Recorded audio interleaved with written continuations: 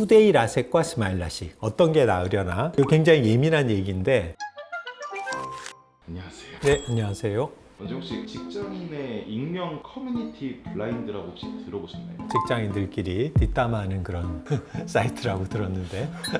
뒷담뿐만이 아니라 네. 되게 유용한 정보들도 많이 올라와요. 네. 그 중에서 스마일 라식을 어떻게 생각하시는지 네. 길드를 좀 찾아봤거든요. 네, 이 노트북에 있는 게 그 내용이네요, 그죠? 안구 건조 때문에 눈이 가끔 충혈되고 따갑고 각막에 스크래치가 많이 나 있다는데 스마일 라식 해도 위험하진 않은지 알려주라. 건조증은 어떤 종류의 안과 수술도 약간 초기에 심해지는 시기가 있어요. 근데 이제 예전에 우리가 이제 시력 교정 수술의 대명사였던 라식과 비교를 하면 스마일 같은 경우는 건조증 심화가 그렇게 아주 심하지는 않습니다. 물론 수술 전에 건조증이 아주 심한 사람들, 안구 건조증도 국제 분류가 있거든요. 단계가 3단계 이상이 되는 경우에는 당장 수술을 하는 것보다는 우리가 치료를 하면 건조증의 단계를 좀 낮출 수가 있거든요. 그렇지 않고 1, 2단계 정도의 경미한 건조증일 경우에는 수술을 진행하는데 큰 문제가 없다, 이렇게 말씀드릴 수 있을 것 같아요. 인공눈물 3개월 동안 건강보험이 안 됨? 그럼 내일 라식하기 전에 다른 안과에서 받아야 하나? 시력교정 수술을 하면 보험이 안 됩니다. 안타깝게도 3개월 동안은 보험이 안 되지만 미리 이제 처방을 충분히 받아두면 직전에 그걸 이제 일정 기간 동안 사용하실 수 있으니까, 또 이제 한 3개월 지나고 나면 또 보험으로 처방을 해드릴 수 있으니까 비용을 좀 많이 절감을 하실 수 있겠죠. 내가 스마일 라식하고 4년 차인데 멀리 있는 게 잘 안 보이는 거야. 그래서 인공눈물을 넣어봤거든. 그러면 또 넣고 즉시 한 3초 정도는 잘 보이다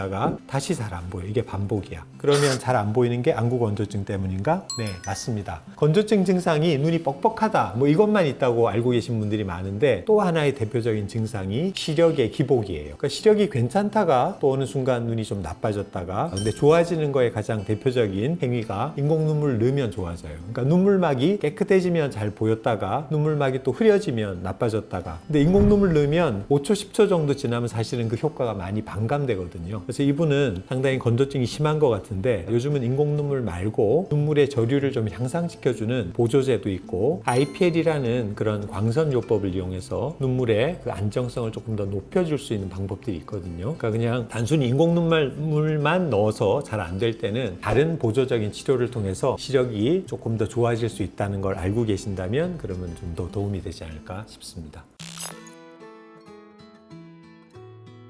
수술하고 4년이 지났기 때문에 사실은 수술의 영향이라고 보기는 힘들어요. 대개 환자분들은 뭔가 하나의 수술을 하고 나서 그 이후에 생긴 증상은 모두 이 수술 때문이라고 얘기를 하시는데, 그럴 수는 없습니다. 수술 때문에 건조증이 생기는 거는 짧게는 한 2, 3개월에서 길게는 한 6개월 정도가 지나면 수술의 효과는 사라져요. 그래서 그 이후에도 건조증이 있는 분들은 본인이 원래 가지고 있는 건조증이 계속 발현되고 있다, 이렇게 보셔야 될 것 같아요. 스마일 진짜 최고야. 돈 벌기 시작한 이래로 가장 큰 돈 주고 했어. 그쵸? 부담이 좀 되죠? 근데 진짜 좋아. 아침마다 진짜 신세계를 경험하는 중이야. 뭐랄까? 삶이 윤택해지는 이런 건가 싶어. 그러니까 굉장히 이분은 스마일 라식을 하고 굉장히 만족하는 분인데, 되게 다 이래요. 수술을 해드리면 자기가 기대한 것보다 굉장히 너무 좋다. 이럴 줄 알았으면 내가 진작 할 건데 늦게 한 게 너무 후회된다. 이런 분들이 많거든요. 저도 시력교정 수술을 30년 이상 지금 해오고 있는데, 예전에 이제 라식이나 라섹, 엑시머 이런 거 할 때에 비하면 정말 많이 좋아져서 스마일 라식 정말 기가 막힌 수술 맞습니다. 네. 눈부심 있고 좀 아파요. 글자도 뿌옇게 보여서 이거 진짜 힘겹게 적는 건데 괜찮은 건가요? 오늘 오전에 아마 수술 받으셨다고 하네요. 이거는 그 이상한 거 아니에요. 스마일 라식 그러면 무통 수술로 다들 알고 계신데, 그 무통 수술이라는 게 그날 당일날까지도 하나도 안 아프다는 얘기는 아니거든요. 보통 수술 이후에 한 2, 30분 정도가 지나면 수술할 때 넣었던 마취 안약의 효과는 사라집니다. 그럼 이제 그때부터 수술한 자리, 상처가 좀 생긴 부분이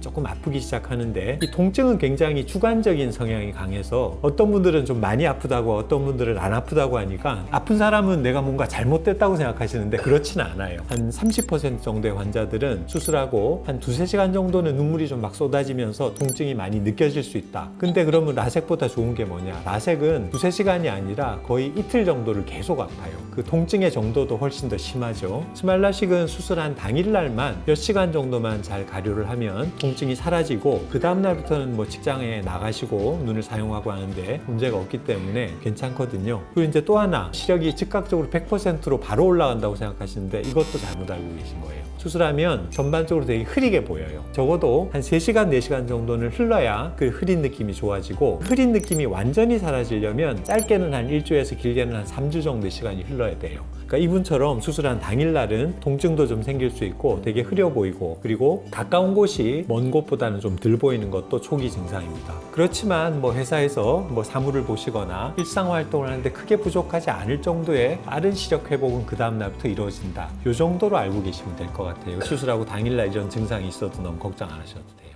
스마일라식 휴가 5일 내고 해도 되는 걸까요? 고민돼. 휴가 5일까지 안 내셔도 돼요. 요즘 직장인들은 뭐 금요일이나 토요일, 주말 이용해서 수술하시고 그냥 하루 이틀 정도만 휴식 취하면 2, 3일 이후에는 시력적으로 크게 부족함이 없이 보실 수 있거든요. 3주 전에 스마일라식을 했습니다. 시력은 회복된 것 같은데 아직까지 초점이 잘 맞지 않고 흐릿하게 보이네요. 눈에 불투명한 막을 씌워놓은 느낌. 수술 초기에는 건조증이 없어도 좀 흐려 보일 수 있다고 말씀드렸는데 3주 정도의 시간이 흘렀으면 수술 초기에 증상이라고 보긴 힘들어요. 아마 건조증 때문일 가능성이 많습니다. 건조증은 아까도 얘기 드렸지만 3주에 완전히 좋아지지 않거든요. 대개 한 달은 대개는 지속이 되고 조금 오래 가는 분들은 한 2, 3개월까지 가기도 해요. 병원에 가서 확인은 해보셔야 되겠지만 아마 인공눈물 잘 쓰시고 건조증 관리만 잘 해주시면 장기적으로 더 좋아지실 거니까 걱정 안 하셔도 됩니다.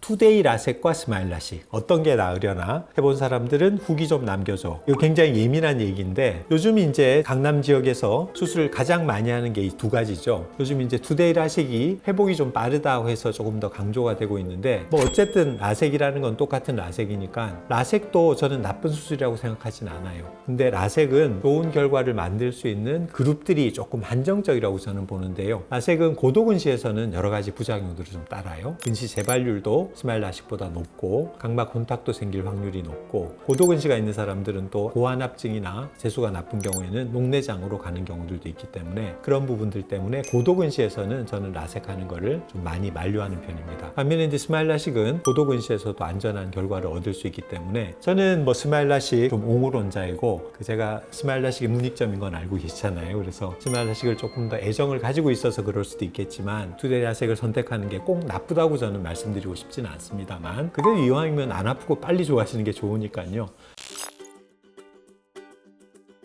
익명으로 하는 질문들이니까 자기 생각을 순화해서 얘기를 하지 않고 그냥 아주 나이브하게 그 감정 표현들을 하시니까 환자분들한테 상담을 할 때 혹은 이제 수술 이후의 경과를 설명할 때 이런 부분들은 조금 더 강조를 해서 설명을 드려야 되겠다. 그런 분들을 저도 이제 많이 배운 것 같습니다. 네.